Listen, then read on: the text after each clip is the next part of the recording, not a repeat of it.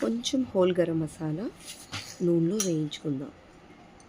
వేయిన తర్వాత ఒక 2 కానీ 3 కానీ పెద్ద పెద్ద ఉల్లిపాయలు కట్ చేసుకున్నవి వేసుకుని ఉప్పు కూడా వేసుకుని కలుపుకుందాం. దాంట్లోనే అల్లం వెల్లుల్లి పేస్ట్ ఒక 2 స్పూన్స్ బాగా కలిపి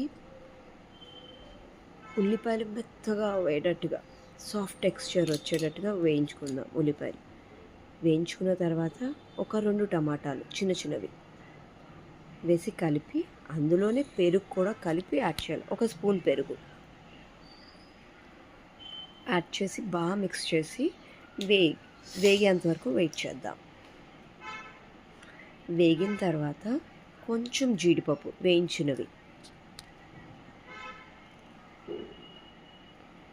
వేసి కలుపుదాం. దీంట్లోనే గరం మసాలా పౌడర్, కారం కూడా వేసి బాగా మిక్స్ చేద్దాం.